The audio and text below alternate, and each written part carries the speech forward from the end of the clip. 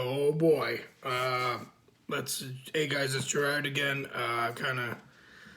Listen, I'm a huge Impact fan, and I'm usually pretty positive about it. I usually defend him, but I'm gonna be brutally honest after this fucking Bound for Glory show. I was so fucking mad yesterday. I didn't even want to do a review, and I wanted to just kind of take a day and cool off. Luckily, I had fantasy football to distract me all day. I still threw some comments. We got this group chat on Twitter, and I still threw some comments on there.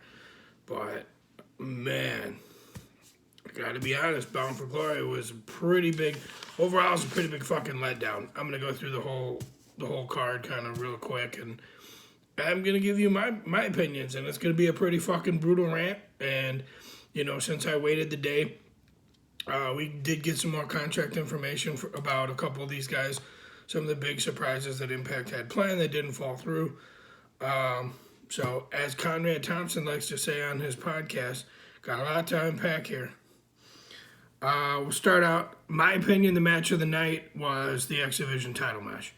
Trey Miguel, Steve Macklin, El Phantasmo. These guys fucking tore the house down. Okay? Tore it down. No fucking question about it. Anybody trying to follow that shit, good luck. Okay.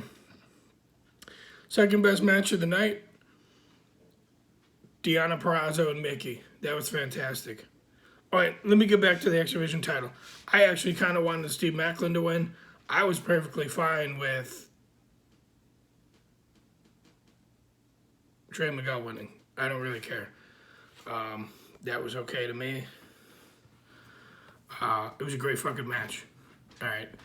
Deonna and Mickey, they came pretty fucking close. They tore the house down in their own right. Mercedes Martinez did a thing before the pay-per-view saying that she was going to come after whoever won that match. Surprisingly, a little bit of a swerve in my opinion. Mickey won this, which, and I don't have a problem with that. Just kind of surprised me. I'm definitely interested to see what they do with Deonna now. She still has the Reina de Reigns title, AAA. So maybe they'll pair her up and put her with it. Dude, Lady Frost, if Impact can sign Lady Frost, there's still no confirmation that she's actually signed. They offered her a contract a couple weeks ago. She's a monster fucking heel on the indie scene. If they can bring her in and use her the right way, Lady Frost and Deonna Purrazzo would be perfect to pair together. Have them go after the fucking tag titles. We need the tag titles desperately need new tag teams, and I'm going to get to that in a minute. Third match of the night, Josh and Christian. Okay, Josh Alexander won the title. Family came out. Christian put him over, dude. They spent a ridiculous amount of time building this matchup. Great fucking build. A lot of people were kind of, they had Josh win, and then Moose came in, and he won the Call Your Shot gauntlet from earlier in the night. So he came in, and he cashed in his little trophy and got his title shot. And he did it right in front of Josh's wife and his son, and I thought it was a perfect heel move. I thought maybe it could have waited until this week. Let Josh do like a celebration, a title celebration, and then come in and cash it in so that, he literally didn't hold the title for a fucking minute. That's going to be the shortest time. You spent all this time building this guy up, and now he's going to have the shortest title reign in history. Kind of ridiculous. Whatever. But yeah, Moose, we needed a Moose run. I've been waiting for a Moose fucking heel run with the title for a minute. We finally got it. Let's go. I'm all for it. Shouldn't have been done the way it was done, but I'm all for it. Whatever. People had I talked to some people who were there live, and they enjoyed the pop. Whatever. It is what it is. The rest of the card, the Call Your Shot gauntlet. Rocky Romero was very cool to see. He was number 2 entrant. They had this guy, the Demon, from back in the WCW days. Guy hasn't wrestled in legitimately like 14, 15 years. Looked all right. Looks, I kind of popped because Johnny Swinger goes, oh, there's Gene Simmons. So to me, that was pretty fucking cool. Go. Sorry, fucking dog. that was pretty awesome. Other than that, man, it was just, they made Cardona look big, and I think Cardona's definitely in for a big push coming up. He was one of the last couple guys in the ring in the Call Your Shot Gauntlet. It came down to Eddie Moose. I believe it was Eddie Moose, Cardona, and W. Morrissey. W. Morrissey, Sean Rossap, this dude's been fucking awesome on news and contracts and all that stuff for all the companies, not just Impact. He said that he's waiting to hear back about W. Morrissey. His contract goes through the set of tapings, Bound for Glory, and the set of tapings that were going on yesterday and today. So hopefully we'll hear something back pretty soon that W. Morrissey re-signed. This dude's a fucking must sign. But then again, I'll be honest with you, and I'm going to get to this in a minute, or in a few minutes after I run through the card. I'm losing a lot of faith in the Impact management and the way that they're doing this shit. Like, you've done a lot of shit right lately, and then you just fucking do shit like this, and it's like 17 steps back after taking a couple good steps forward.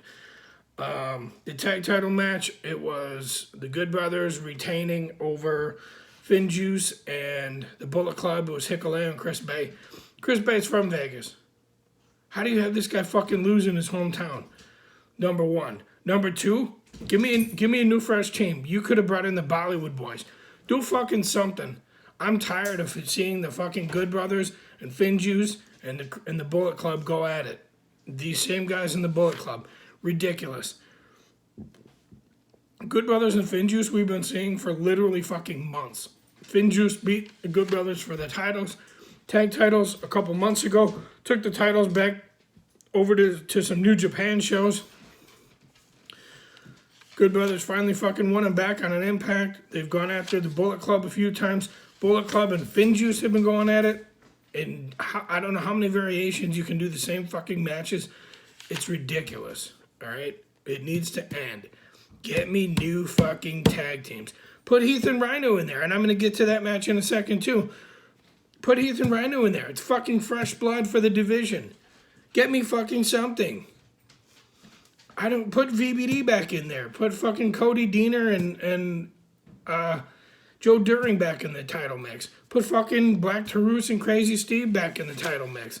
Fucking Eric Young should be back and ready to go pretty soon. Throw him in the mix somehow. Like, come on, we got to do something. You can do better, and you have the people to do better. You just need to fucking do it. I'm always big on Impact utilizes the shit out of their talent, and they do a great job of it. This time, this pay-per-view, not so much. The KO tag title match, if anybody really thought Decay was going to win, I don't know what to tell you. The Inspiration won this. That was the right call to make. They have a ridiculous following. This was actually a very big pickup for Impact because it gets a lot more eyes on the product. Jesse McKay and Cassie Lee can promote the shit and market the shit out of themselves, out of the company, out of the brand. They know what the fuck they're doing. They have a huge social media following, okay? Rosemary and Decay, I'm sure we'll get their rematch at some point. The match itself looked kind of sloppy, but the tag title match, actually, that I just talked about with the Good Brothers, it was a good match. I'm just tired of seeing the repetition with those tag teams. Switch it out. Do something else. The pre-show did the digital media title. Jordan Grace won that. She does a lot of great stuff. I figured it would come down to her and Chelsea Green. Chelsea Green is, honestly, I thought Chelsea Green was a lock because she's not signed anywhere. She's on a per-appearance deal with Impact, with Ring of Honor, with GCW. She's all over the place. And I figured that alone would get more exposure for Impact in that title. But Jordan Grace has a big following. She does bodybuilding. She's, that one was okay. We had Heath and Rhino. I'm going out of order here, of course, but we had Heath and Rhino against VBD. I gotta say, Heath started out the match by himself. This dude, after being off for a year, this dude looked fucking great. Heath looked amazing, okay? He was taking on, and I don't think I realized how big he was. He was toe-to-toe with During at one point, and During didn't really overshadow him too much. So, I mean, he looked good. Rhino came in, gored him. They ended up winning the match against VBD. I was kind of surprised there was no outside interference. Eric Young was at ringside. You know, they didn't pull their usual fucking tricks or whatever, which, you know, whatever. It is what it is. It's fine. But that's what I said. Ed Heath and Rhino, immediately to the tag division. Give them a shot. Them and the Good Brothers. Pretty good matchup. If for nothing else, to fucking give us something different. Let's see. Man, I don't know if Impact didn't pay their light bill for this one or what. Like, I was watching on Fight, and it looked like this fucking underground fight club that was an illegal basement or something. The lighting was so fucking dark on my TV, and it wasn't just my TV, it was the way that the ring looked. I don't know what the fuck was going on. The entire show looked dark as shit. Pay your fucking light bill. I got notes here, that's why I keep looking away. I wanted to make sure I kind of touched on everything. I was surprised. Impact has done a great job lately of, we're going to start, you know, yes, we got a card we're putting on today, but we're going to start building for next week or the next couple weeks already or whatever. They didn't start really building or teasing for anything, you know, after the pay-per-view. Like, I guess we're just going to, they got a set of tapings yesterday and today, and there's some, you know, I look at spoilers. I'm not going to spoil any of it for you guys, but there's some okay stuff coming up. We'll see what happens. They announced Hard to Kill for January 8th in Dallas, Texas, their big January pay-per-view. They announced Final Resolution will be a live event. They haven't even announced a venue for Hard to Kill. It'll probably be like a fucking 500-seater gym, high school gym somewhere, like, you know, the way that they've been going lately anyway. Let's see. They announced Final Resolution will be live from Sam's Town. I'm assuming they're staying in Vegas for the rest of the year. From Sam's Town in December. I don't believe they announced a date for it yet. I could be wrong. The next event they have is a live Turning Point on November 20th, and then they have 2 days of TV tapings following that.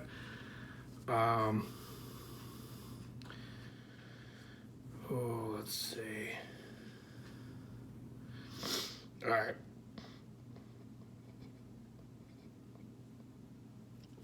This is where I'm going to start my rant. And like I said in the beginning, you guys know that I'm usually a huge Impact fan. Let me tell you something. Taking that day off yesterday, we got some contract information. The overall show, Bound for Glory, I think I DM'd somebody and I said, I've seen Impact specials lately that have been better fucking quality shows up and down than Bound for Glory was. And I will stand by that 100%. Okay? Victory Road, Homecoming, Emergence, those shows were all fucking better. I don't know about Homecoming, actually, but Emergence, Victory Road, those have been fucking miles better than Bound for Glory, in my opinion. They got a lot of buzz because of that last swerve. They had a couple good at the end where Moose walked out with the title. Yeah, I don't know what's going on. My biggest pet peeve in this whole thing is the big LG on the press pass, and I'm going to call motherfuckers out. The big LG on the press pass that Impact did this last week or the week before that, I don't know, building up to the pay-per-view, they said specifically that Impact had huge announcements coming, okay? Huge surprises coming, huge surprises, all right? That's number one. Number two, anybody who does not actually believe that Scott D'Amore and Impact Wrestling did not do a strategic leak to Mike Johnson and PW Insider that the former Braun Strowman, Adam Scherr, was flying into Vegas and that he was expected to debut with the company at Bound for Glory, That report was released the day before Bound for Glory. If you do not believe that Scott D'Amore did not leak that to Mike Johnson, knowing that what Mike Johnson was going to do to it, I don't know what to tell you. You might be a moron, okay? I'm not saying you are. I'm saying you might be. It is what it is. Scott has a great relationship with Mike Johnson going back years. He uses him to leak stuff all the time. Impact has started using Sean Ross Sapp to release some stuff lately. He seems to have a much better relationship with Impact. It was the same way that they leaked the thing about a week ago where he was seen meeting in Detroit at the Comic-Con or whatever the fuck it was with Scott D'Amore. He was seen meeting with Adam Scherr, Braun Strowman at the hotel bar for a really long time. If you don't fucking have him signed, quit fucking releasing shit. Because I was fucking pissed. I was waiting all fucking night for Adam Scherr to make a fucking debut. This dude didn't show up. Guess what? First night of tapings, he's not there either. I'll tell you that much. Maybe he shows up at the second night. I don't know. Maybe he shows up at Turning Point. Maybe they don't get him at all. I don't fucking know anymore. What I do know is that Impact looked like a bunch of idiots releasing shit like that. I'm sorry. They didn't release it themselves. They knew it was, they gave it to the dirt sheet, and they knew what the dirt sheet was going to do with it. Okay? So no, it wasn't them actually leaking. It wasn't them actually reporting it themselves. But they knew what they were going to do with it. They knew. There's no way they don't. They knew. Sean Ross Sapp, this dude is fucking amazing for Fightful. So he tweeted out on Saturday, I got some, Impact had some surprises that fell through. So he tweeted out, he said, yeah, they reached out to Braun Strowman. A deal couldn't be made. They're still working on it, but no deal was made. That's why he didn't show up at Bound for Glory. Reached out to Bray Wyatt. Bray Wyatt, for anybody that doesn't know this, Bray Wyatt is still under a no-compete contract with WWE until October 29th or October 30th. I'm not really sure which. He couldn't have shown up anyway. And Sean Ross Sapp, report hasn't changed from 2 or 3 weeks ago where he said Impact and Bray are not close on a contract. Okay? Maybe that changes. I don't know. I thought Braun was a lock, and obviously he didn't show up. So that gives me even less hope that we're gonna see a fucking Bray Wyatt Impact. But we'll see what happens. The other one that just is fucking mind-boggling in this whole thing was Jonah Reed, the former Bronson Reed from NXT, big dude, North American champion, a little bit before he got released. Free agent. Came out the other day that New Japan is making a huge play for him, but Impact wanted to bring him in for some stuff. Impact had him fucking booked for Bound for Glory and then turned around and fucking unbooked him. What? Are you fucking kidding me? Listen, if I'm Scott D'Amore, they didn't say why the Braun deal fell through. They didn't say, that, whether they actually think they're going to get Bray Wyatt or not, like any of that shit. Wyndham Rotunda, I'm sorry. Listen, if I'm Scott D'Amore, I'm going to Anthem and I'm saying, listen, you guys need to open your checkbooks to sign these guys, or I'm going to fucking tender you my resignation and you can find somebody else to run this fucking company. Because here's the problem. Impact is at like I said this earlier in the fucking video. Impact takes like 17 steps forward. They've had a lot of really good buzz lately, a lot of really good press lately, a lot of really good signings lately. They just can't seem to capitalize on it when it matters. There was a ton of coverage. There was a ton of buzz over Bound for Glory. Big surprises coming. Even all the matches didn't tear the house down. There were only, in my opinion, a couple good matches that I was like, oh yeah, this was awesome. I paid $40 for it. Maybe I'll do it again, maybe I won't. I've never said this before. I don't know if I'm going to watch fucking Impact on Thursday. I may take a week off and just say fuck it. Come back to it in 2 weeks. I don't know. What I do know is that this is the time Anthem and Impact need to strike while the iron's hot. You are never going to get a chance like this to get a guy like Braun Strowman or Bray Wyatt. Again, it will not happen. Okay? These are pretty much the last two huge names in the free agent market. Anthem has the money. They're they're a company that's worth hundreds of millions of dollars. They have the money to sign these guys. They don't necessarily have the infrastructure in place to do huge merch stuff, which is where Bray made a lot of his money from in WWE. But fuck, sign this motherfucker. Give him the biggest fucking downside guarantee you've ever given somebody. I don't give a fuck what you gotta do. If mediocrity is the goal here, what are we fucking doing? If you guys are fine just getting along and sustaining where you're at, sell the fucking company. Let somebody else that wants to actually fucking grow it buy the motherfucker and grow it. Jesus Christ, what the fuck are we doing here? All right. How the fuck do you not... I mean, maybe they will still land Adam Scherr. I don't know. I hope they do. But fuck, dude. I don't fucking have much confidence in anything anymore. I was a big guy in this fucking, hey, let's find out what this big new distribution deal is. I don't give a fuck anymore. It'll come out when it comes out. Speaking of which, I saw a rumor going around yesterday that it was somebody found on a Facebook page said, oh yeah, Impact's going to ESPN. Most likely Impact is not going to ESPN. I can say that almost definitively. But it was a fun rumor and I took it and I ran with it for a little while. I got a kick out of it. A lot of reaction to it. A lot of different sides. I went back on the Facebook pages that I posted it on and I deleted it today. Because I had my fun and it is what it is. Deleted the fucking post off of Twitter, deleted all the stuff I put on Facebook about it. I had my fun. It was fine. Impact, I can almost guarantee you, is not going to ESPN. That being said, allegedly the deal is still in the works. I got that from an Impact source. It is still in the works. They don't have anything concrete that they can release at this time. Take that for what it's worth. I don't really give a fuck. It is what it is.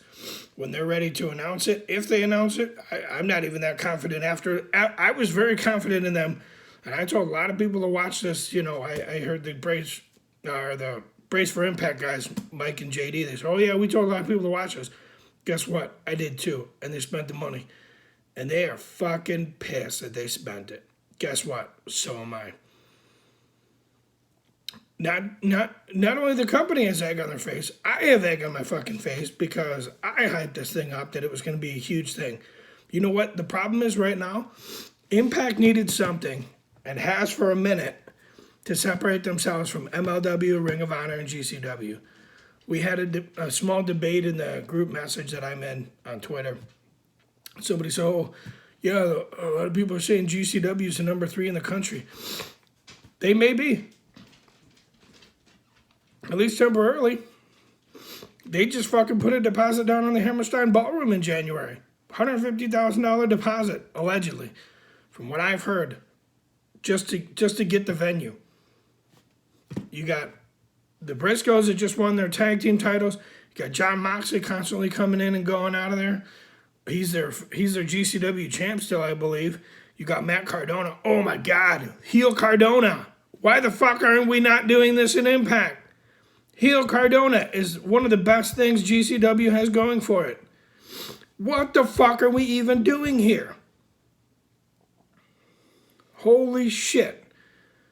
Impact does a lot of things right, and I'm sure Scott D'Amore is very frustrated with a lot of the money issues going on. Anthem needs to fucking open their checkbooks or get rid of the fucking company. You can probably, and I think I suggested this when we were talking about the Viacom deal about a month ago. Somebody said, oh, WoW went to Viacom and that was supposed to be Impact's distribution deal or whatever. I don't think so. But the reality of it is, if Viacom wanted Impact, they could offer them probably like 10 to 12 million, and that's being generous on the high side of it. You can have the company for 10 to 12 million. Leave Scott in place to fucking run it with the resources of a big network. We're talking about a fucking game changer. Right now, Impact is really not much better than MLW was on Vice. They built up, they hyped the shit out of their show. They did all this stuff, and they got 40,000 viewers on Vice. That's big for MLW, not big for Vice. So, I mean, we have a lot of great guys, a lot of great builds, and that's one of the things I will say about this pay-per-view. You spent all this time building Josh. You spent all this time building Moose back over the summer with Kenny Omega stuff. Kind of went by the wayside. Now he's back. You built him as a huge heel in that one moment. You showed people. Because a lot of people over the last few months, oh, what's Moose doing? They're having him lose. They're having him go with Saban, whatever. Like, he was just biding his time. Now he's the fucking true established heel and the champ, and that's what led him to be the champion that we know he can be. The problem is Access TV doesn't have great exposure, and we don't have real well-named talent. That's why I keep harping on this. This is the way we're going to take this company to the next fucking level. You need the Adam Scherrs. You need the Wyndham Rotundas. Even fucking Buddy Matthews would have been huge. He's debuting in November with New Japan Pro Wrestling. Fucking bring him in. No, he's not. As far as I know, he's not signed anywhere. He's debuting, but that doesn't mean shit. Even if he is signed to New Japan, we have a great relationship with New Japan. Bring him the fuck into Impact for a little bit. We need well-known talent. Well-known to the casual viewer, not, I know these guys. I watched WWE for a long time, before AEW and before, even before I really got into TNA or Impact. Fucking these guys have established names. They were on that main stage. Bring them the fuck in. Otherwise, get rid of the fucking company. Mediocrity should not be the goal here, people. Oh, let's see.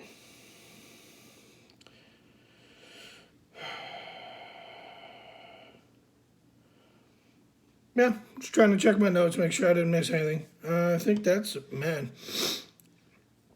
about it. Yeah.